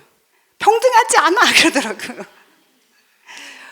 이 평등의 개념이 얼마나 어디까지 갈 수 있는지 우리가 생각해야 되고 각자 자신의 상황에 맞춰서 저는 어른들한테도 이 말씀 드리는데 우리 옆집 아줌마가 이해할 수 있도록 이 차별금지법의 문제와 이 평등의 문제가 우리가 계속적으로 저 사람과 계속 나를 비교하는 건 끝없이 상대적인 불평등이 발생할 수밖에 없는데 여러분들 입장에서 똑같이 이 계속 평등을 주장하는 것이 어떻게 되는지 무슨 문제점이 있는지 그 평등에 어떤 문제가 있는지 설명해 줄 수 있어야 된다라는 생각을 좀 하고 있어요. 이 차별금지법 강의를 많이 들었길래 이제 여담으로 한번 해봤습니다. 성인권에 대해서 말씀드리려고 해요. 성인권이라는 얘기 들어보신 분 있을까요? 이게 지금 인권 교육 전문가들이 최근 발굴해낸 이제 먹거리예요. 그래서 여러분들한테 실제로 이 교육이 들어올지 안 들어올지 모르겠는데 최근에 뜨고 있는 단어고 성교육에서 이 얘기를 합니다. 성이 인권이라는 거예요. 아까 말씀드렸듯이 성적 자기결정권은 여러분들에게 주어진 보호받을 권리이지 내가 누릴 권리가 아닌데 이걸 인권이라고 얘기하면 인권의 특징은 불가침성이에요. 보편성과 불가침성이 가장 중요한데 보편성, 불가침성, 천부성. 천부성이 뭐냐면 하늘에서 주어진 권리라는 겁니다. 맨날 인권 얘기하고 요 이제 군포제일교회도 그거 할 것 같은데 학생인권 조례 반대 뭐 이런 거 하잖아요. 그 인권이 뭐냐면 원래의 개념은 하늘에서 하나님이 우리한테 기본적으로 하나님과 동등하게 지으셨기 때문에 동물과 달리 우리에게 주신 것, 그것이 인권입니다. 그래서 절대 침해할 수 없고 하나님이 우리한테 주셨기 때문에 침해할 수 없고 모든 사람에게 주어져 있다. 그게 이제 평등하게 주어져 있다는 의미에서 평등권으로 주어진 거예요. 보편성, 모두에게 똑같게. 근데 학생인권 조례의 문제점은 뭐냐면 학생들의 인권이 따로 있어? 그럴 수 없다는 거예요. 인권은 보편성이 있기 때문에 학생들의 인권이 있는 게 아니라 학생이라서 다른 사람들한테도 다 있는 걸 못 누리고 있다면 보호를 해줄 수도 있지만 학생들만의 인권은 없다 이거고 성인권도 마찬가지예요. 성에 대한 인권이 뭘까? 이게 그 인권의 불가침성을 노리고 인권이라는 용어로 자꾸만 얘기하고 있어서 이제 얘기를 드립니다. 헌법인데요. 한 번만 같이 읽어볼까요? 10조 시작. 모든 국민은 인간으로서의 존엄과 가치를 가지며 행복을 추구할 권리를 가진다. 국가는 개인이 가지는 불가침의 기본적 인권을 확인하고 이를 보장할 의무를 진다. 우리나라 헌법에 인권이라는 용어가 여기 딱 한 번 나와요. 불가침의 기본적 인권. 그래서 인권 하는 거고요. 이 기본권은 모든 자유와 권리는 이렇게 해서 나오고 자유와 권리는 국가 안전 보장, 질서 유지, 공공 복리를 위하여 필요한 경우에 하나여 법률로서 제한할 수 있다. 그리고 제한하는 경우에도 자유와 권리의 본질적인 내용을 침해할 수 없다. 이렇게 규정되어 있습니다. 이거 고등학교 정도 되면 사회 시간에 배우죠? 예. 안 배우나? 요새는 헌법을 안 가르치나? 나는 옛날에 배웠던 것 같은데 법률로만 제한할 수 있기 때문에 이게 권리라는 이름이 붙으면 안 돼요. 그래서 자꾸만 인권으로 가르치는 겁니다. 저는 이제 법률가로서 그런 생각, 기본권과 인권이 다를까? 이 생각을 했어요. 근데 사실은 기본권과 인권이 거의 같아요. 거의 같고 아까 헌법에서도 나왔지만 왜 인권이라는 용어는 딱 한 번 나오고 권리라는 용어는 계속 나올까 그런데 왜 인권이라는 용어를 자꾸 사용하면서 마치 이거는 보장되어야 되는 것처럼 얘기할까라는 생각을 해보다 보면 사실은 혹시 우리나라 헌법에 아니면 법률에 권리라고 규정되어 있지만 이름 안 써놓는 게 빠뜨릴 수 있잖아요. 그러니까 어떤 법에는 꼭 뭐라고 돼 있냐면 무슨 규정을 만들면서 맨 밑에 기타 이와 유사한 무슨 이런.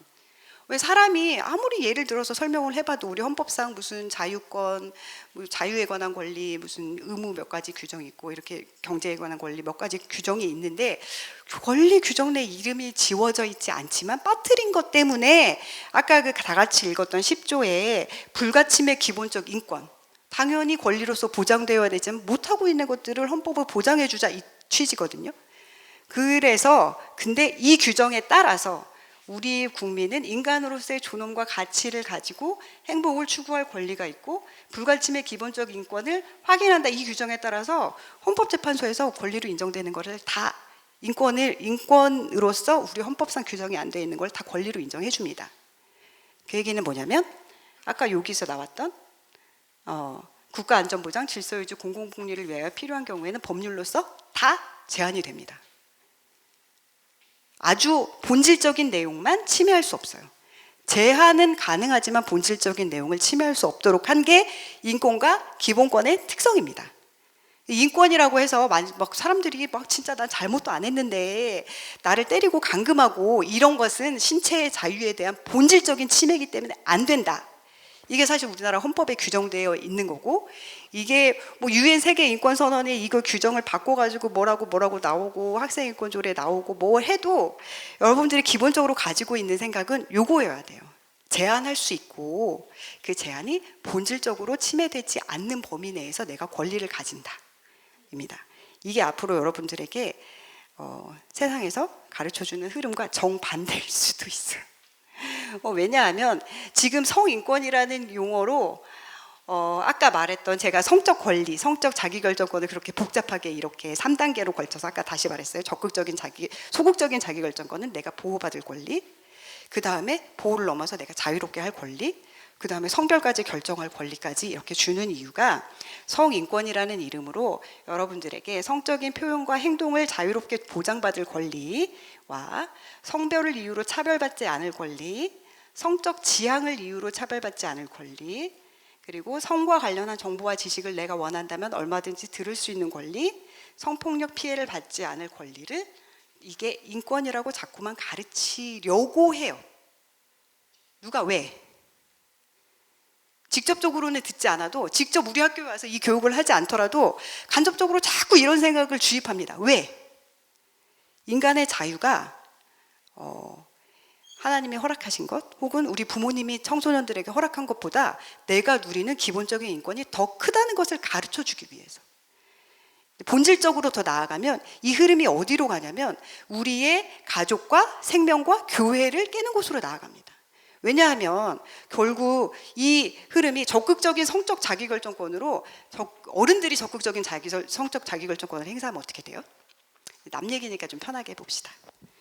다 이름이 안 보이네. 우리 여기 열심히 필기하고 있는 안경 쓴 친구. 어른들이 적극적 성적 자기결정권을 행사해가지고 자유롭게 성행위를 해. 그러면 어떤 부작용이 있을까요?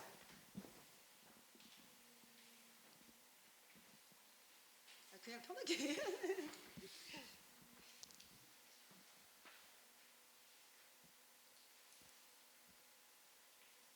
여러 가지 있으니까 한 가지 얘기해 보세요.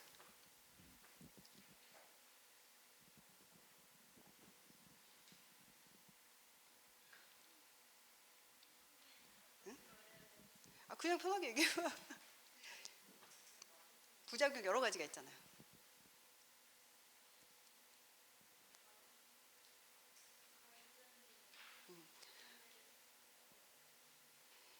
이게 이제 간통죄라고 하는 부부간은 사실 정조를 지켜야 될 의무가 있다 옛날에 이랬거든요. 부부는 결혼했으면 부부 안에서만 성실해야 된다. 성관계도 부부 간에만 이루어져야 된다. 이게 옛날에 아주 규칙처럼 지켜졌는데 이게 깨지면서 사실은 요새 주변에 왜 이렇게 불륜이 또 많아? 불륜 애인 있으신 어른들도 많아요. 실제로 어른들끼리 만나도 애인인지 진짜 직장 후배인지 알 수 없는 경우들이 생겨요. 드라마에도 막 그런 거 나오잖아요. 드라마 안 보나 보다 다. 교육을 되게 잘 받아가지고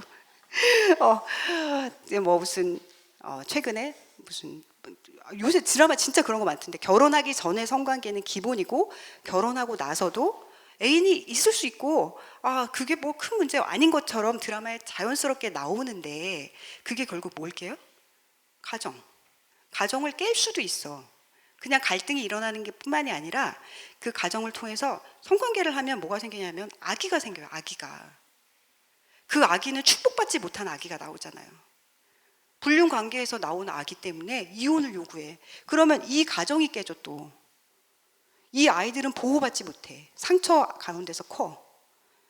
이런 음란이 그냥 우리한테 자유를 누려라고 하는 게 아니라 축복받지 못한 생명을 잉태하게 하고 가정을 깨트리는 이 역할을 하고, 유대감이 점점 없어져. 우리가 서로를 사랑하는 기초적인 베이스가 어디에서 나오냐면, 하나님이 맨 처음에 가정을 만드셨잖아요. 가정 안에서 내 핏줄이기 때문에 사랑하는 이 사랑을 통해서 점점 사랑을 키워가지고 다른 사람도 그 가족처럼 사랑하고 나처럼 사랑하는 그 사랑이 키워져 가는 구조인데, 이 유대감이 점점 사회적으로 약해지고 다 개인으로 흩뿌리고 다 개인의 인권으로 가르치면서 가정과 사회와 국가를 깨트리고, 맨 먼저 깨트리는 건 기초가 우리 가정과 교회를 깨트리는 거예요. 교회 안에서도 우리 다른 가정에 대해서 저 친구를 어떻게 가르치는 것에 대해서 얘기를 못하고, 저 가정이 깨어지는 것에 대해서 얘기하지 못하게 하는 게 이런 성적 자유의 기초적인 베이스입니다.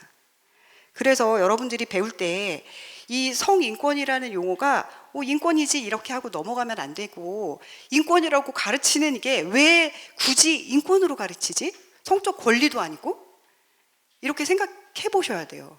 그래서 어떤 용어가 나오든지 간에 내가 당연히 누릴 수 있는 권리가 아니라, 이 용어가 되게 정의가 되게 주상적인데 보세요. 성적 권리에서 근거하여 공적 사적인 영역에서 차별 및 침해받지 아니하고, 어쩜 이렇게 차별 및 침해받지 않는 것을 중요시하는지 몰라요. 왜냐하면 이 차별, 아까 말했듯이 실질적인 평등을 추구하는 차별이에요. 여기서 5천 원 받으면 나는 평등하지 않은 거야.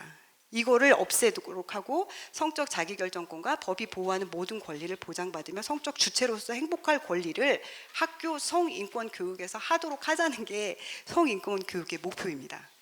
이거를 실질적으로 여러분은 학교에 들어오지 않고 어디서 가르치냐면, 이제 보건 선생님이나 가정 선생님이나 이런 선생님들 통해서 스물 가르치는 분들이 있어서 미리 와서 그거 아니다 이거 말해주려고 온 거예요. 이게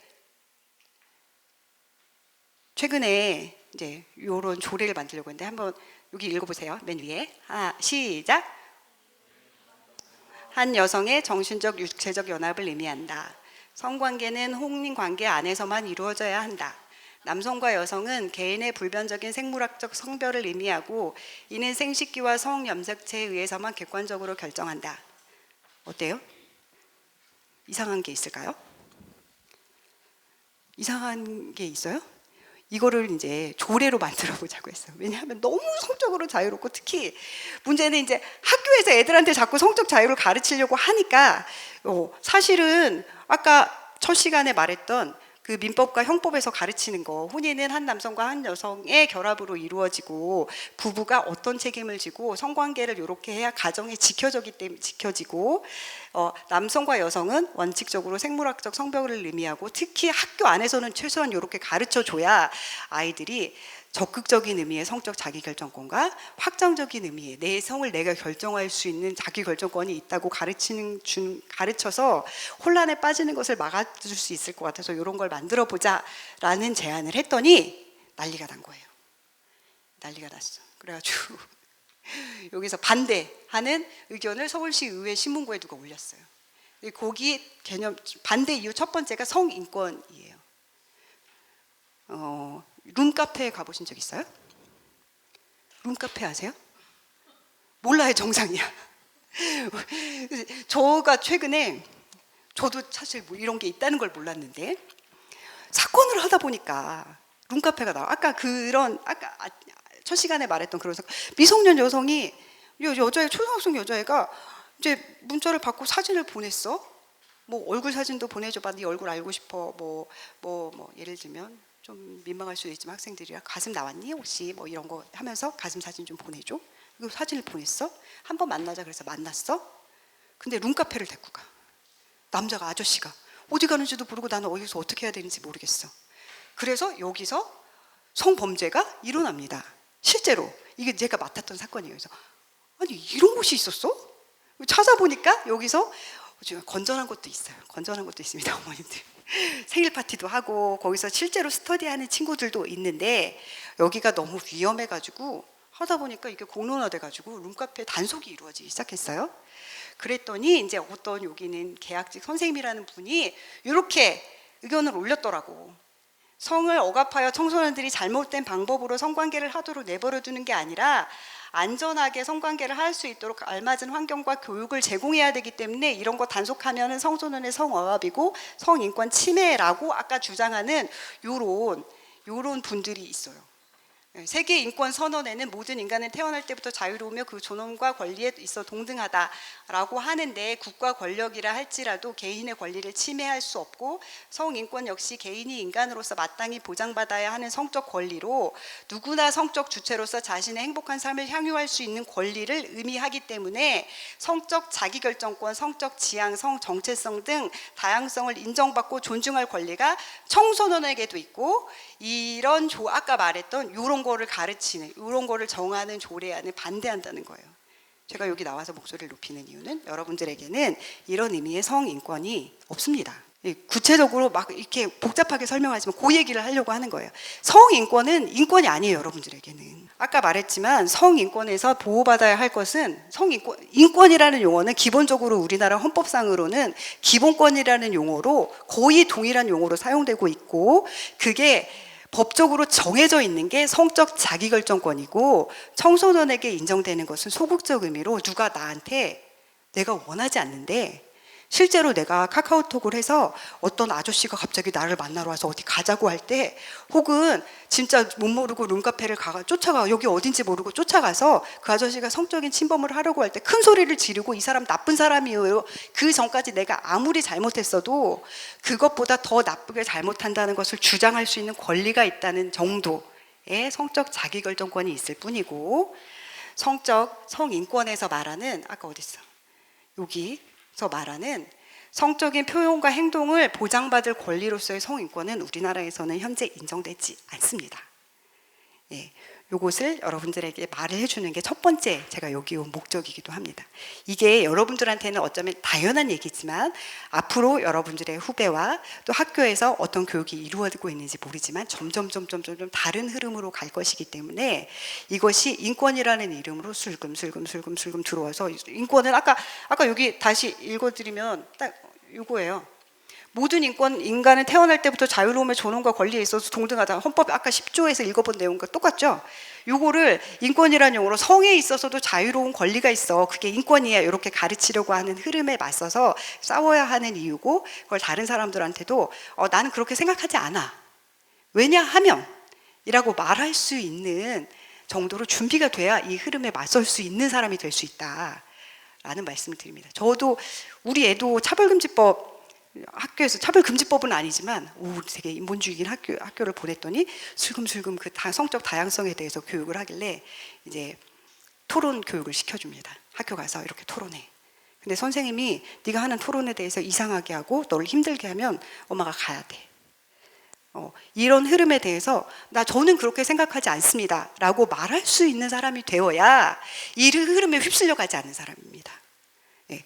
우리 모두 그런 거 하려고 지금 여름방학 때 여기 와 앉아 있는 건데 지금 흐름이 엄청나게 우리 모두를 하나님의 질서에서 벗어나서 인간 안에 모든 자유가 있다는 것을 가르치고 있는 흐름으로 가고 있는데 그 공격이 제일 심한 것이 성적인 부분이고 그 성적인 부분 중에서 인권이나 자기결정권이나 자유의 모습으로 가지고 나타납니다.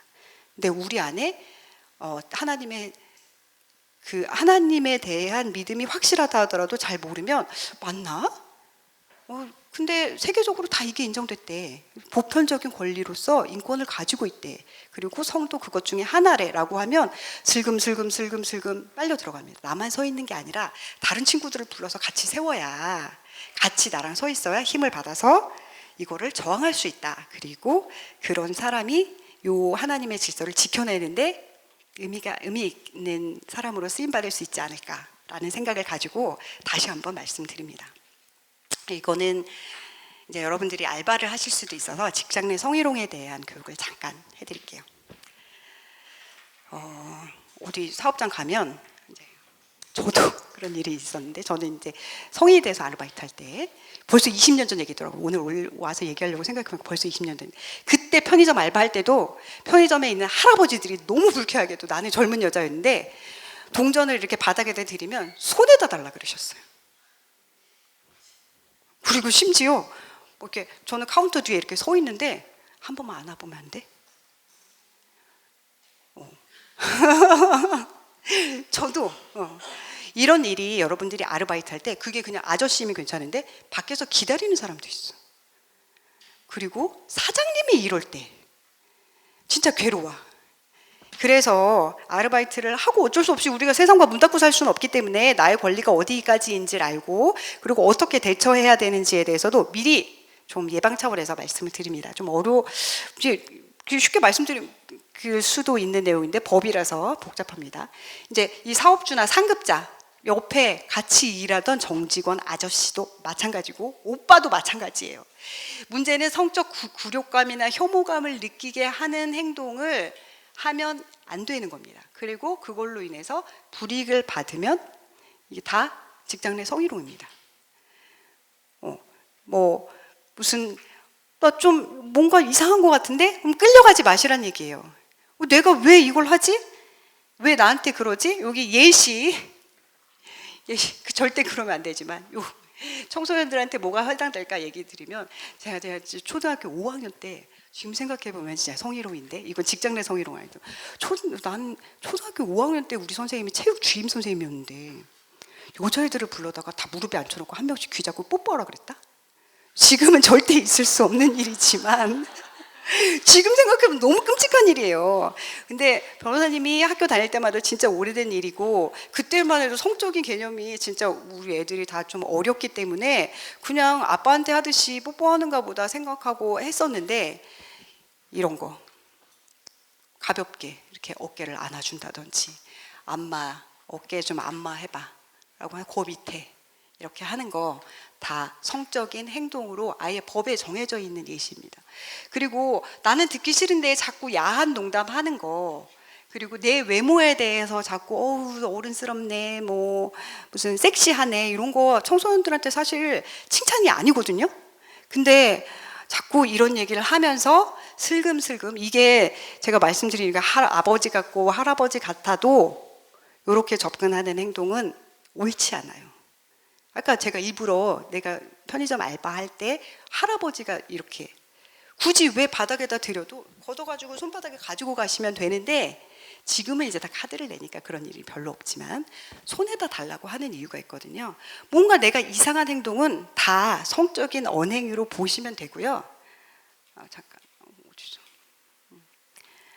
성관계를 하지 않아도 회식 자리 등에 무리하게 옆에 앉혀 술을 따르도록 강요하는 행위도 마찬가지. 여러분들이 알바할, 지금은 이제 아직 어린 친구들도 있어서 알바를 안 하겠지만, 음료수라도 내가 원하지 않는데 굳이 일로 와봐, 뭐 나를 따라줘봐, 이런 행동, 아니면 나의 어깨를 주물러줘봐, 뭐 무슨 여자 같은 여자에게 해야 할 법한 그런 얘기를 굳이 왜 나한테 할까 싶을 때, 아까 말씀드렸듯이 벌써 엄마한테 이 내용이 공유가 돼야 돼요.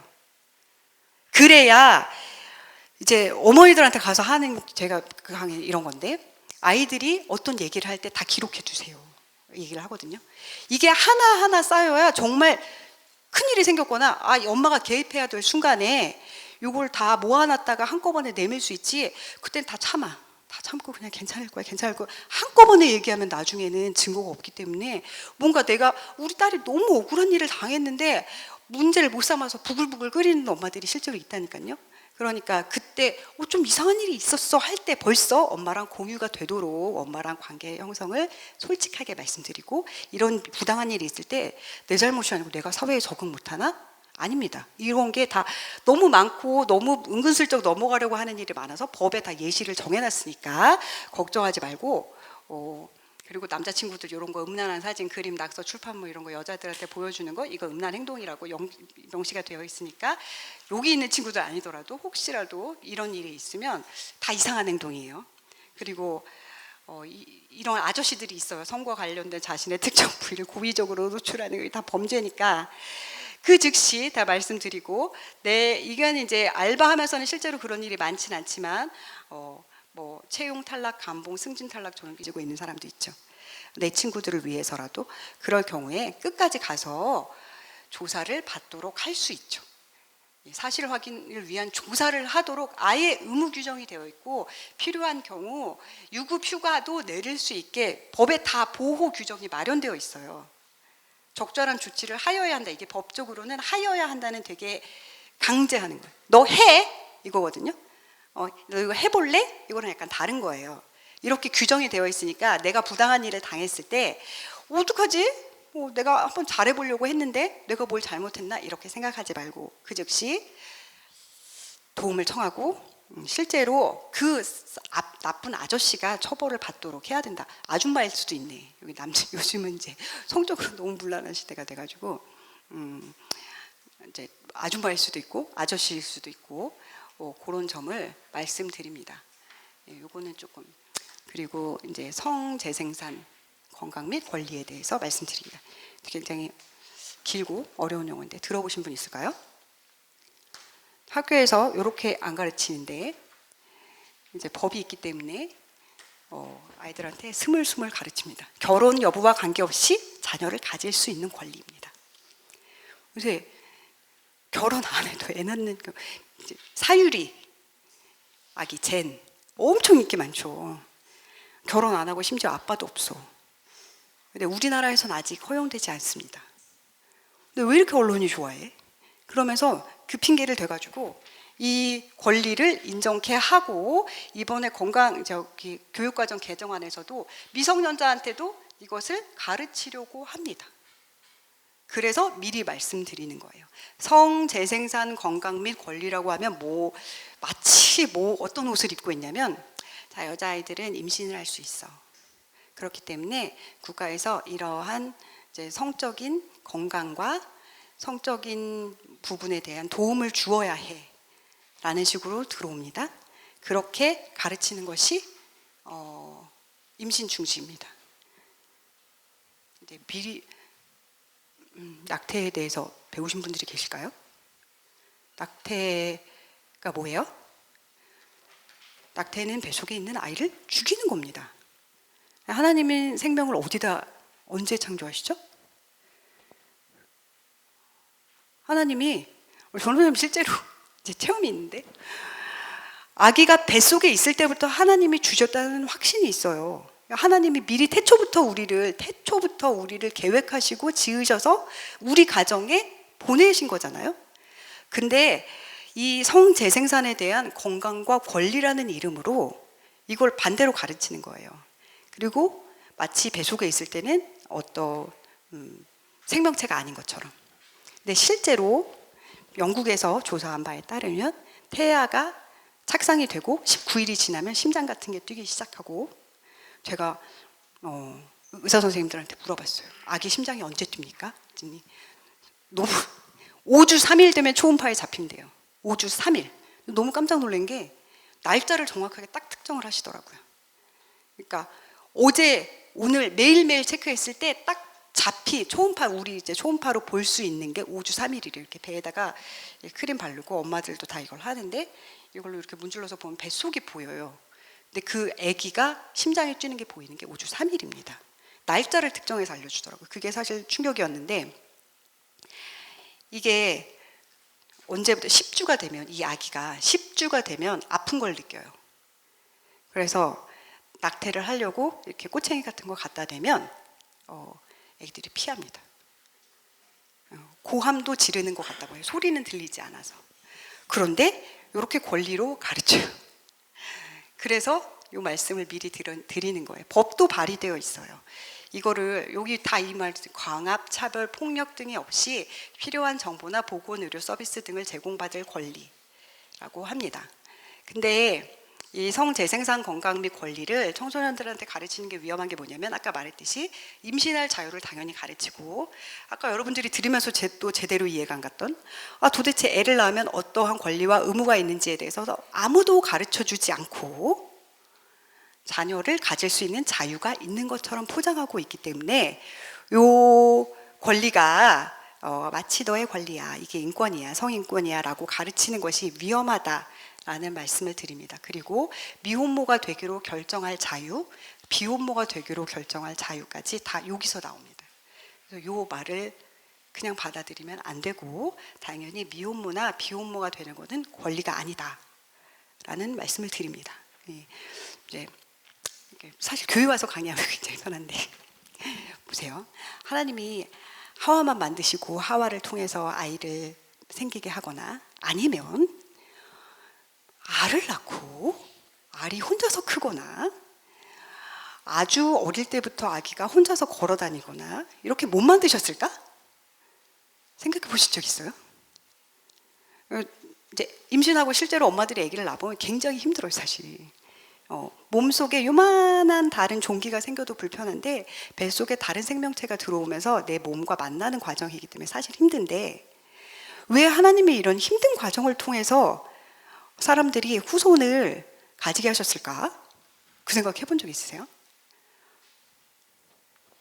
저는 이건 이제 제 생각인데 하나님이 그렇게라도 우리한테 깊은 사랑을 가르쳐 주시려고 한 게 아닐까 그 생각 해보거든요.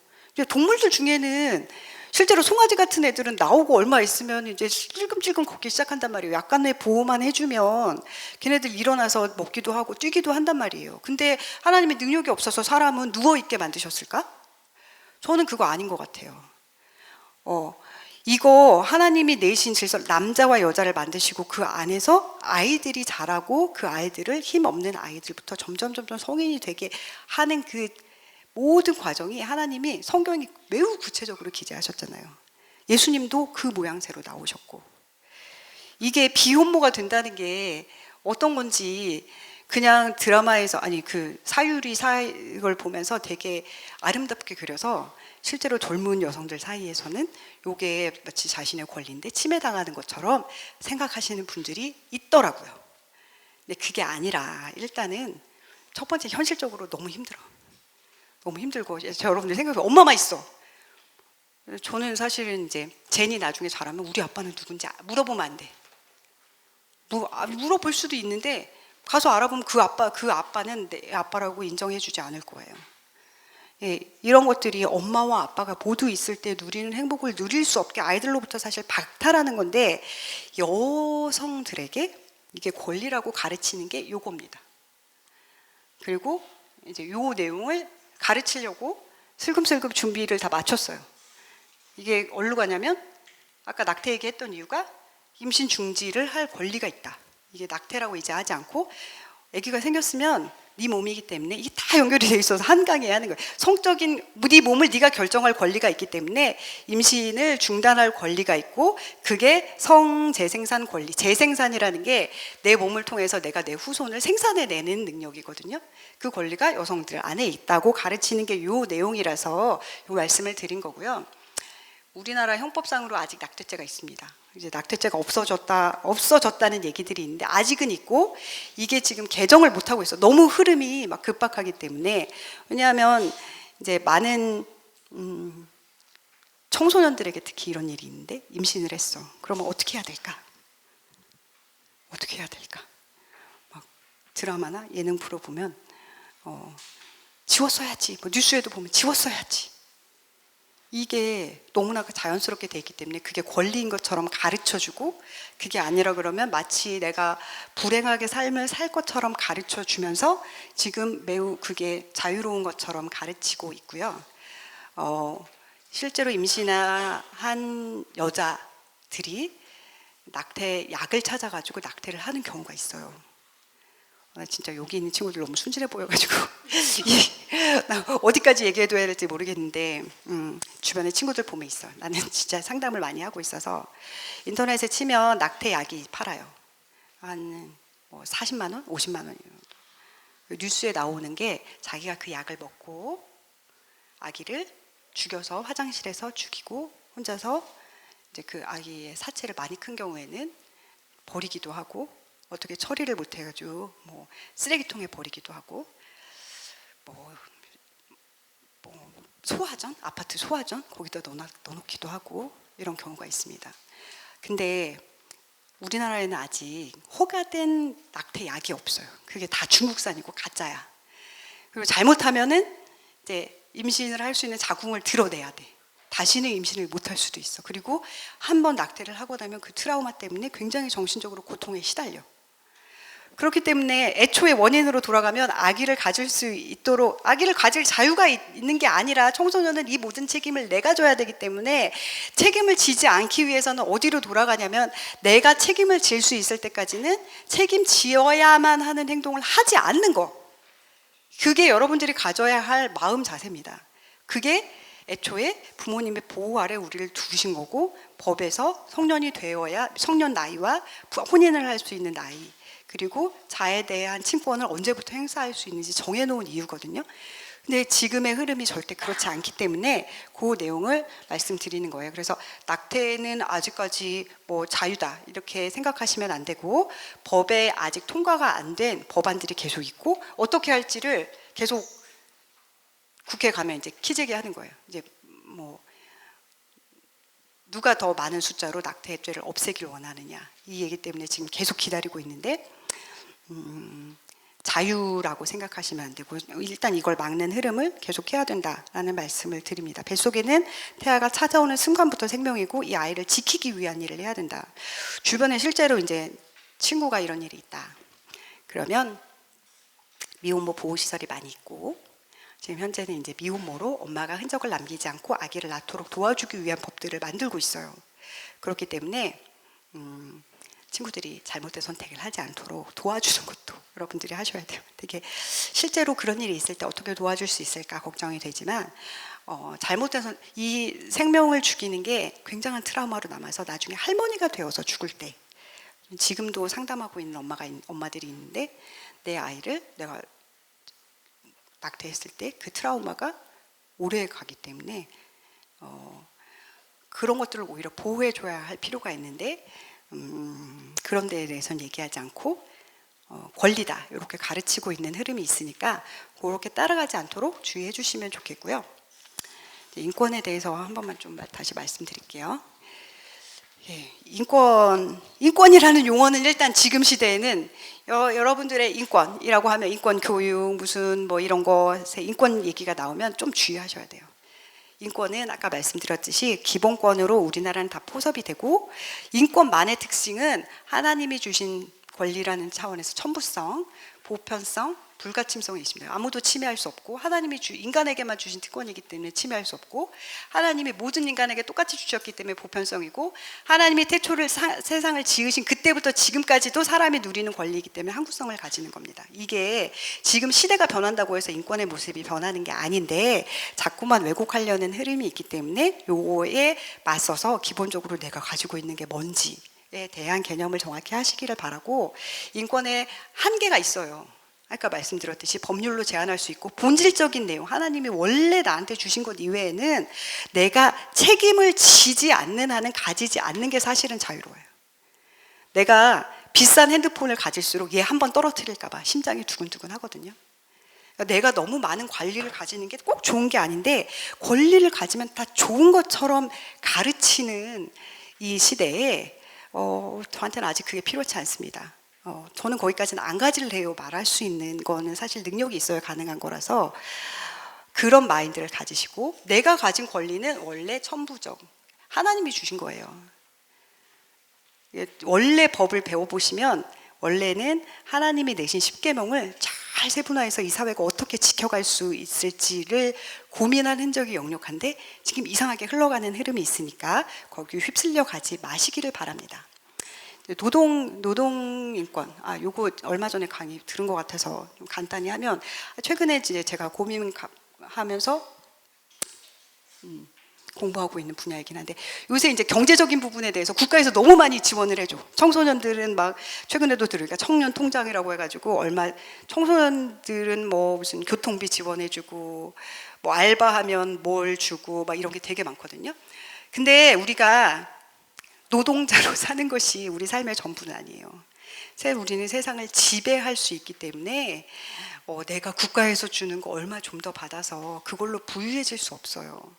아까 말했듯이 엄마가 알아서 해. 나는 내가 원하는 걸 다 채우겠어. 엄마가 힘들면 어떡해? 엄마가 쓰러지면 아무런 권리가 없는 거예요.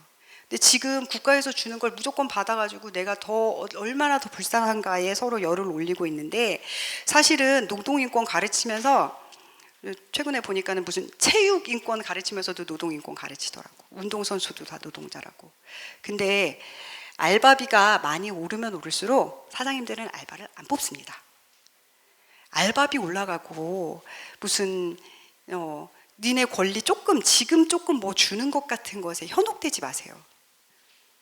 이렇게 가르쳐요, 학교에서. 실제로 노동인권이라고 해서 노동자는 어떤 권리가 있고 누구나 다 노동자의 권리에 대해서 알고 그것을 위해서 노력해야 된다고 가르치는 것은 사실은 가치관의 문제이고 국가 이념에 대한 문제인데, 우리는 사장님이 될 수도 있고 노동자가 될 수도 있는데, 어디 가서 일하게 될 수도 있는데, 문제는 내가 받은 것 이상의 노력을 해서 그 이상의 결과치를 내는 거예요. 왜냐하면 우리가 누구를 위해서 일하는, 나의 먹고 사는 것을 위해서 일하지 않는 사람이기 때문에 나의 일하는 것 모든 행동 하나가 하나님의 영광을 위해서 하는 것이지. 무슨 인권 관련해서 청소년의 권리와 관련한 토론에 가보면 아주 교육을 많이 받은 청소년들이 나와서 이런 토론을 합니다.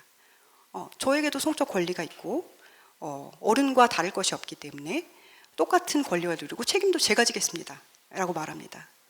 근데 저는 대부분의 청소년들이 아직 책임질 준비가 되어 있지 않고 이런 흐름 자체를 모르고 있거든요.